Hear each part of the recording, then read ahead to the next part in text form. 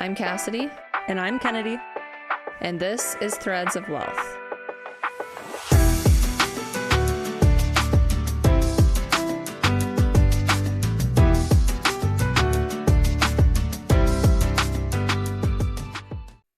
We talk a lot about our favorite way to start the day being taking our H2 tab. I mix it with isotonics. I think everybody probably knows that by now.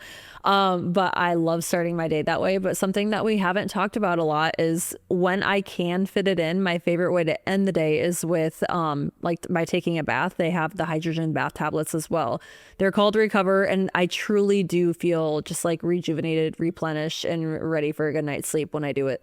Yeah, I love them. I try to take like a bath once a week. Aim for more, but at least once a week. And like specifically last week, I was sore from just like every day, the workouts every day. And it was Friday night and I took a bath and I used the hydrogen bath tablets. And like usually, I don't notice a huge difference after I take a bath. Like have salts and all that stuff, but I seriously, like, my muscles and joints feel so much better after taking them. That hydrogen that is absorbed into your body, into your muscles, it's amazing to see how much of a difference that makes. Yeah, absolutely. And we're not just saying this, like, we truly believe in this product. And again, I'm not a huge bath person either, but it's crazy the difference that you can tell. So if everybody listening, if you're interested in trying out H2 tabs, hydrogen bath tablets, you can use code Threads of Wealth for 10% off. Yes.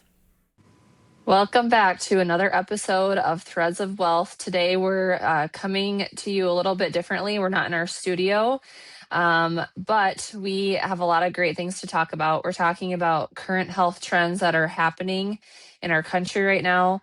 And more than that, we're just going to break them down a little bit into really like what the themes are behind them. So we're excited to really talk about what's going on in the country because it matters and it affects all of us.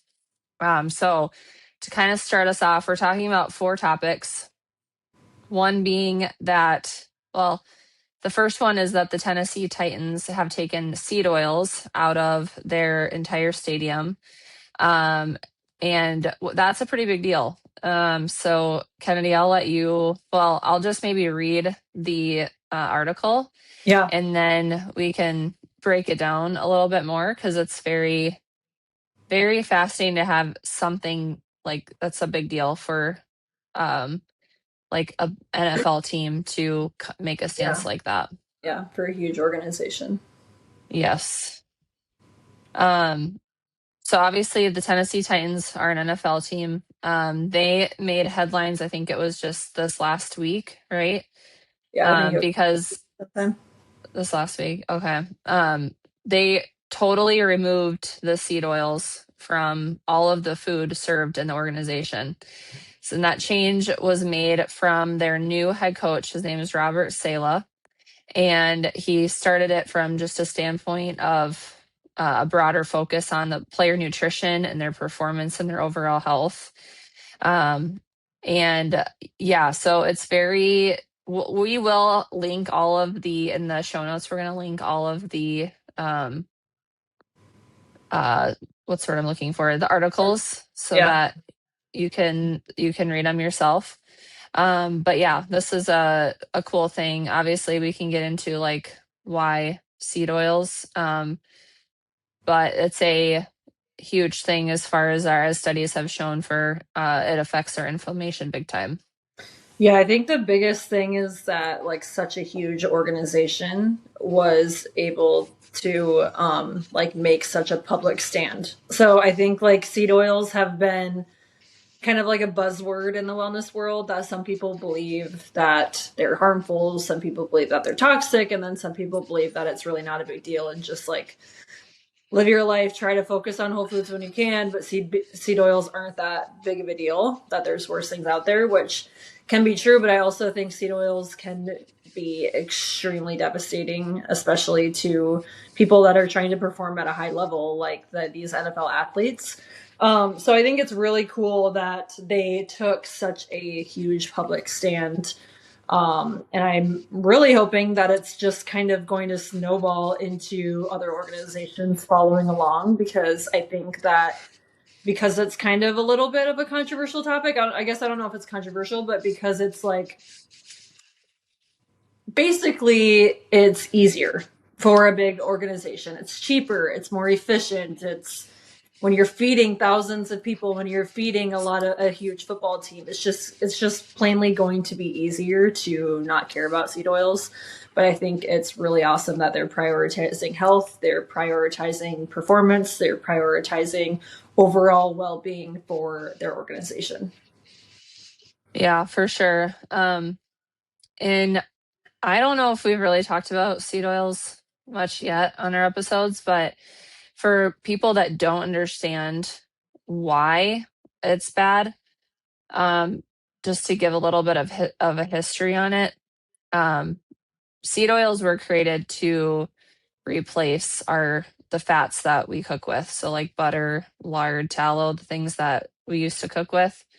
Um, they started coming out in the early 1900s as a way to make things cheaper, and like we were starting to mass produce food more, and so um, seed Shelf oils life. were yes, yeah, so seed oils were created, um, but the reason that they're bad are because they contain omega-6 fatty acids, and it's also very highly processed, and so our body doesn't can't break it down and can't digest it the way that we can fats that our bodies were made to digest.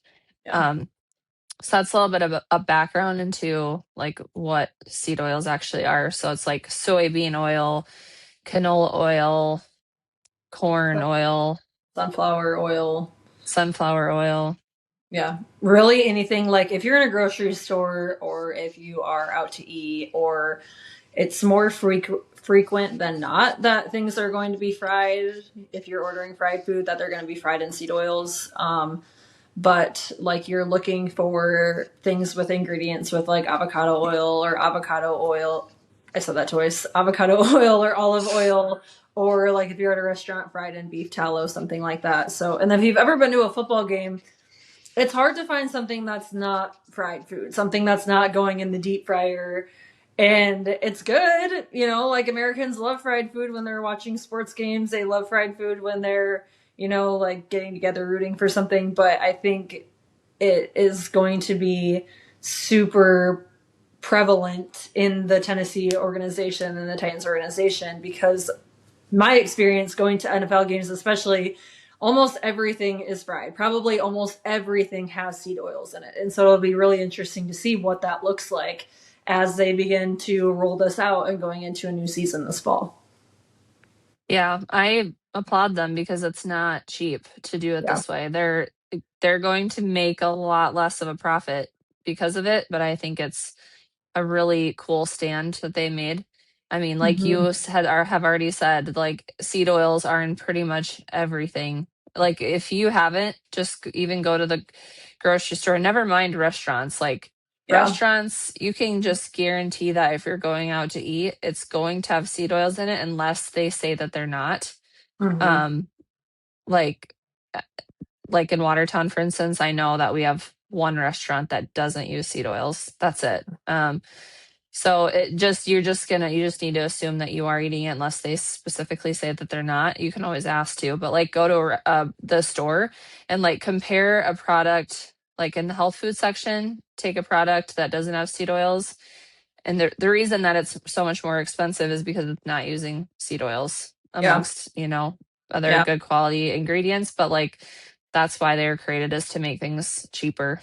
And part of that like snowball effect that I hope to see is that better options will become more accessible. You talk about how it's going to be really hard and might probably even impossible right away for them to like profit off of these food items and these products that they're going to begin to offer in the stadium, because of that, because it's so rare to find affordable options that are actually good for you, or not even necessarily like super super healthy options, just options that avoid toxins. And so I hope that as a part of the snowball effect, that not only more people begin to follow suit, but also on the other side, things become more accessible because I think that we're starting to see a lot more people wanting to get on board with eating better, eating healthier, being more ingredient aware. It's just not exactly possible for everybody to do that right now in the climate culture Hmm. that we live in. So, Exactly. Yeah. I mean, it'd be really interesting to see in the players of the Tennessee mhm. Titans, like, a year from now, a year after they implemented this, like what their health looks like compared to others, just like because seed oils do contribute to inflammation and other. And I don't think many football players they're healthy, so they're not like getting having chronic diseases, but just overall, like I think getting rid of seed oils, at least I've noticed it in my life how much better I feel without them. Obviously, it's not possible to completely avoid them. We don't just like not eat out, or we just that's just kind of the world that we live in. Um, but it'd be interesting to see like what their health looks like a year after implementing this. Titans really haven't had a good team for a little while. No offense to all the Titans fans out there. So if they win the Super Bowl next year, I'm gonna give all the credit to removing seed oils. Just That'd kidding. be amazing, actually. Right. What Okay. what a great testimony Seriously. for the Make America Healthy Again movement. That's right. That'd be so funny. Okay, the next story we wanted to talk about was screen time. So it's really interesting because screen time is becoming more of I think like moms and people with young children have been cautious about screen time recently, but it's now kind of been brought to a more public level. The federal government, the Department of Health and Human Services, Robert Kennedy Jr.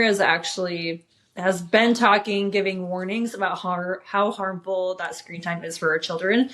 There was one study, one article that actually said that children these days are spending the same amount of time on screens, entertainment screens, as they are in school or sleeping. And that is actually crazy to me.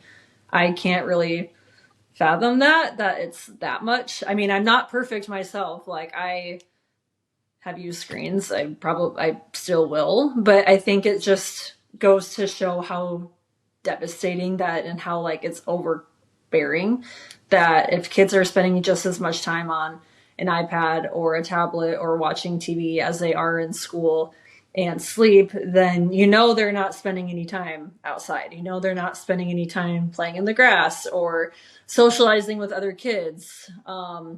So I think that's kind of scary, and I'm glad that it's become more of like a public health warning because I feel like to that level it's already out of control, and I think that more people need to be aware of it because we know that it's tied to anxiety, because we know it's tied to depression and poor sleep and everything that is on the opposite end of the spectrum of wellness.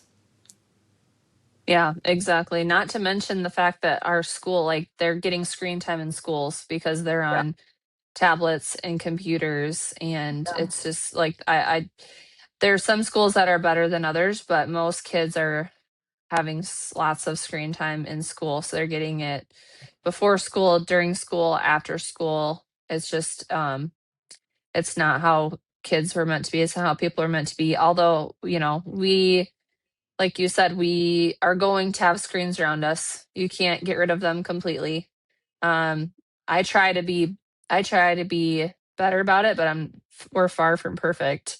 Yeah. And I want you to share like any tips that you have too. But like for us, like if we're traveling, honestly, even sometimes at restaurants when our kids are crazy, we'll pull out like, and I know that's like the thing is people are like, oh, if parents have their phones out letting their kids watch movies, that's a big no-no. But sometimes like we will do that if things are absolutely chaotic. So I'm saying that to say that we're far from perfect Yeah. and we will use them sometimes, but for the most part, like when we're at home, we are encouraging them to be outside, especially Mhm. now that it's summer.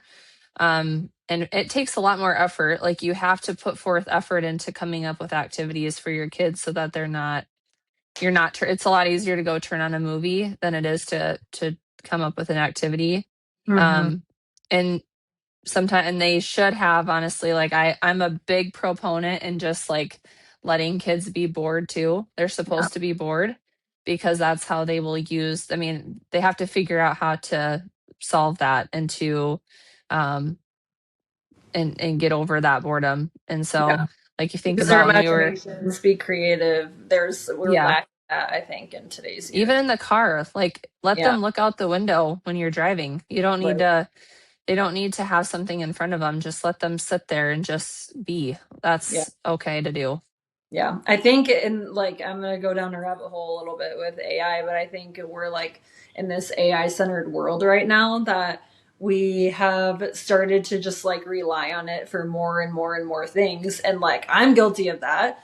And so what is it gonna look like for our children who from the time they're walking are already exposed to all of that? That's all they're ever gonna know. They're not gonna even have the ability to learn how to use their imagination. They're not going to have the ability or the capacity to know how to be creative. And I think that's hard, especially in the school system, because I'm not a teacher, so I'm not there every day seeing what it's like. But I do know that there are some schools that they do all of their homework on tablets too. So it's not even that they get their phones during school, that they can text whoever they want, they can be on TikTok, all that kind of stuff.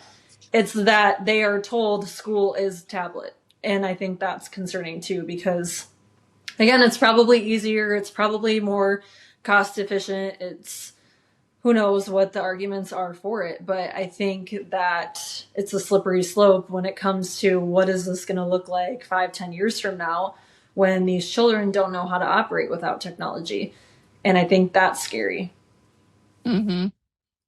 Yeah, it is for sure. I mean, I can't see any, now I'm shifting a little bit more to social media, but I can't see any benefit to kids through high school having social media. And Yeah. like, I understand their, communication with friends and stuff. Like that's great, but like social media and them being able to just like watch reels on end and Yeah.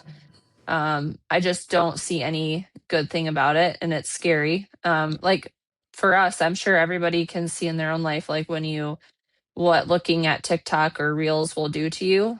And even I'll notice that if I watch a few of them, like 20 minutes later, if I'm on my phone, be like, I should go look at this. I'm like, I don't need to do that right now. It does something to your brain. Yeah. And we can, as adults, we can recognize that kids can't, and they Yeah. don't have those boundaries yet. And so I worry about social media as a whole for the generation because they have not known anything like I feel like we kind of grew up in a generation where we knew it before. It was kind of introduced to us as we were at the end of our like for me, I was at the end of my I think I was like a senior in high school when Instagram came out or something. Hmm. Um, but like kids now in elementary school even have it and they don't know any different. Yeah. Yeah, exactly. And I think when it comes to like trying to be proactive about mitigating the amount of screen time that you get, that your children get. For adults, like for me, I know I've talked about it on a couple other episodes probably, but I have the brick, so it's a little magnet that I just stick to my fridge. And like you said, it's kind of sometimes second nature where you are on your phone scrolling Instagram and you're like, when did I even open Instagram? When did I even like it's just natural almost, which is kind of scary. Hmm. But the brick has been super, I don't know, a super good tool for me. I'll brick it before bed because I'm guilty of laying in bed and scrolling when I could be reading a book, when I could be sleeping, something that's, Hmm. for me. And then I will unbrick it in the morning or I'll brick it when I need a couple hours to just like really hone in on a task, whether it's like cleaning on the weekend or if I'm, going into a meeting or whatever that looks like. And so I think that's helpful. And then I think what you said is really important about kids. We don't need to think too much about it. We don't need to have schedules that, are minute to minute every single day so that our kids aren't on screens. And if they are, that's fine. But just try to reduce it a little bit and just let them be Hmm. kids. Let them go out and explore. Let them play yes, you can have fun activities for them. You can have some sort of a schedule, but like you, exactly what you said, I think there's a lot of benefit in just letting them be kids. Yeah.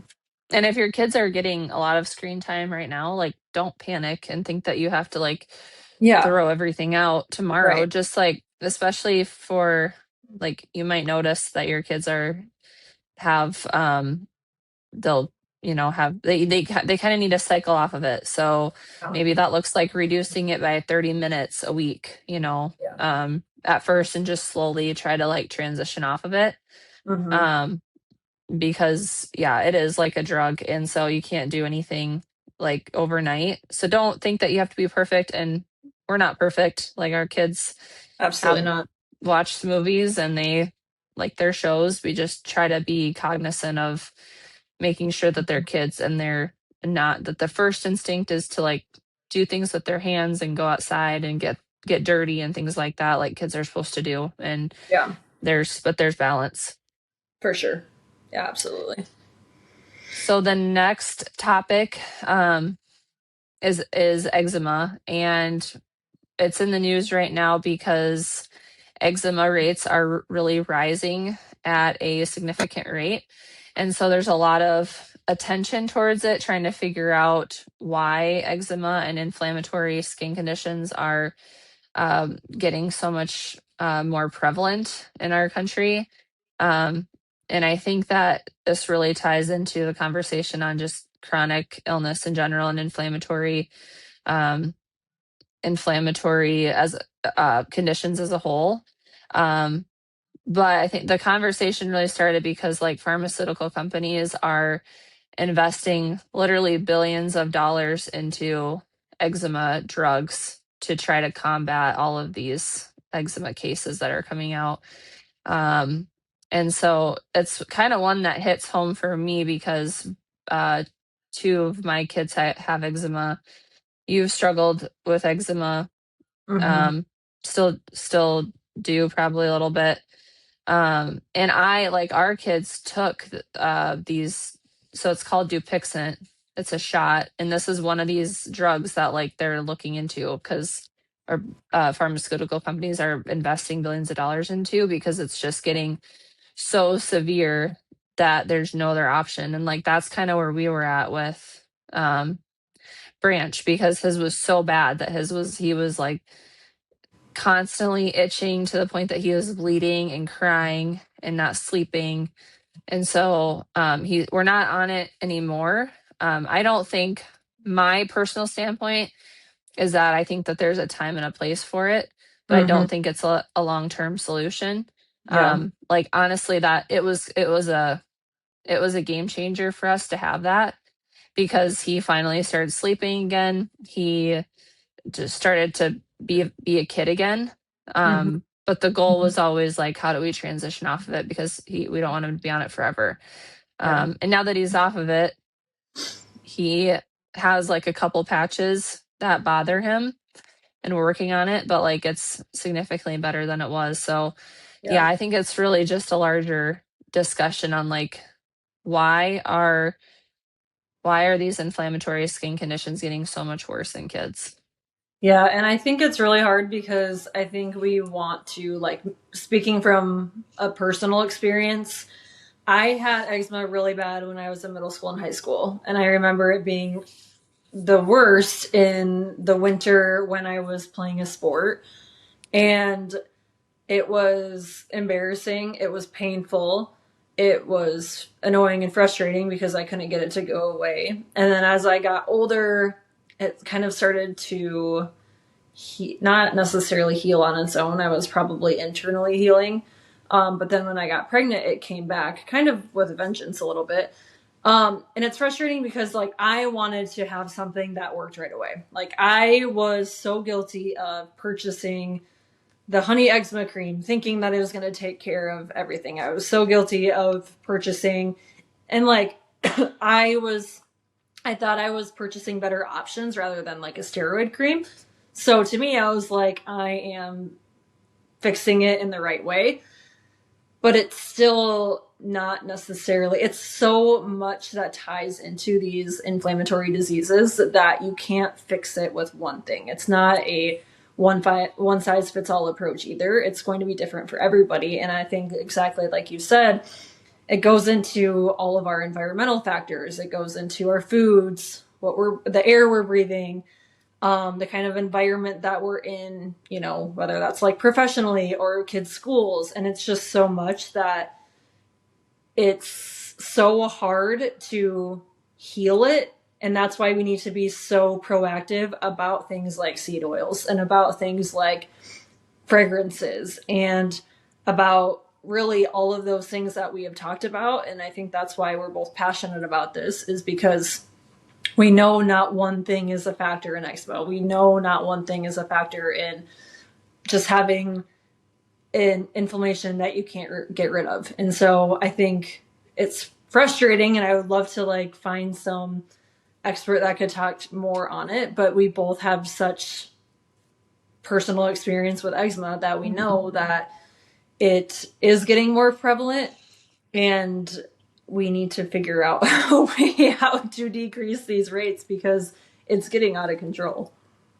Yeah, yeah, it is. And it is always, eczema is an internal issue. It's not Yeah. like was the same way with Branch and like trying to put all the cream on the skin. And that's great for like, you know, to relieve the itching, but that's not ever going to fix it because it's not an external skin issue. It's Yeah. internal, Yeah. and it ties back to your gut. And I will say that if like you or your kids have eczema, so I took Branch to Flourish, which is in Sioux Falls.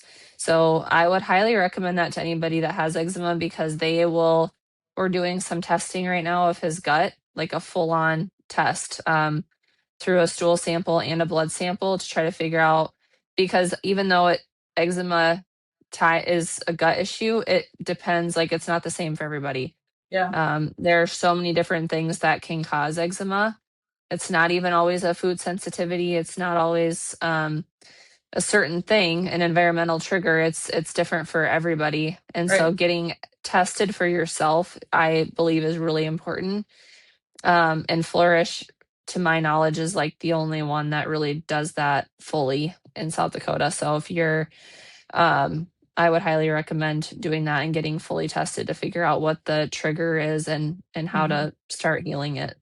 And just don't like, my encouragement to people that are going through it, because it is a really frustrating process and it's a really long process, one that I don't know if it ever truly goes away yet, has not gone away yet, just to not give up hope. Like, keep fighting to heal your gut, keep fighting to remove environmental factors that are not benefiting you and your children. Just keep working at it. And I think that's what's hard about health and wellness and as a whole, is that people are always looking for the fastest, easiest solution, and that's not what health and wellness is.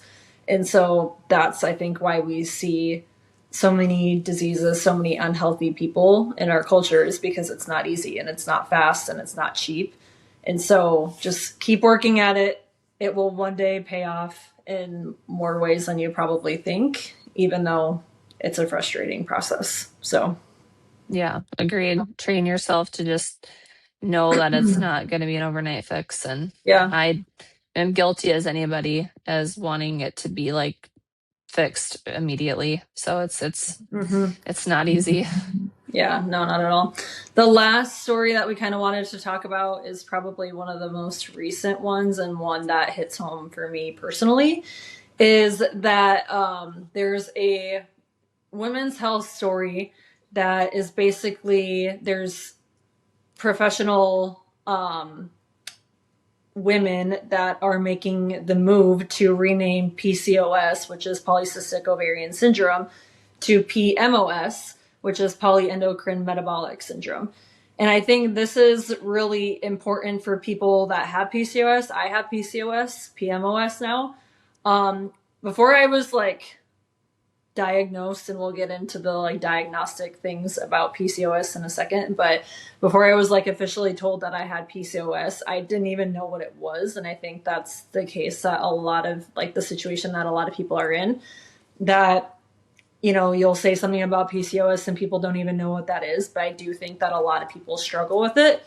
So PCOS is basically like a hormonal issue in women and young women prevalently. I first started struggling with it in college when I had developed a bunch of ovarian cysts. I was in the ER like 3 different times because I thought my appendix had ruptured, when really I was just dealing with ovarian cysts.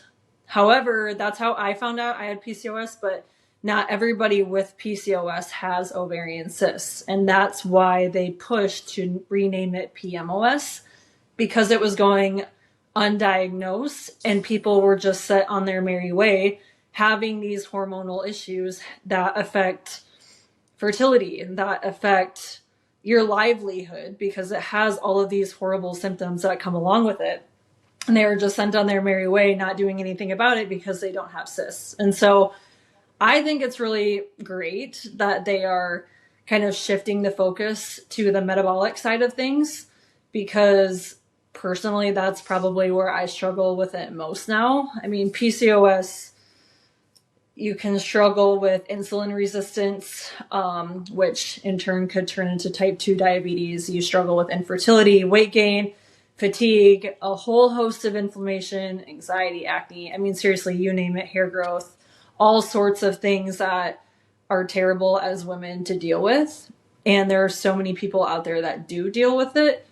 And I think just simply renaming it shifts the focus and brings more light to it. So hopefully we can create a way for women to heal and get these hormonal imbalances in check and start to live a happier, healthier life. Yeah, I don't think I could have explained that any better. I'm not as knowledgeable in PCOS, but what I have learned about it is that it looks so different for everybody, and like symptoms can be widely uh that people have different symptoms, and often don't even realize that's what they have. Yeah. And so I think this was a good move, because yeah, just thinking that like it's just isolated to people with ovarian cysts is not accurate, and it really does a disservice to women that struggle with it. And I also think that there's not a lot of teaching on what it is and how to work on healing it. And so I think with that, there could be a lot of great things that come out of this from a learning standpoint on how to work towards relieving symptoms, at least. So I think the thing with PCOS from my perspective is that when people are dealing with symptoms that they don't know what it is, they can just kind of try to cover it up and not actually seek help. And so my hope with this new renaming and putting the focus more on the metabolic state than just having ovarian cysts is that people finally feel comfortable seeking the help that they need and that they deserve.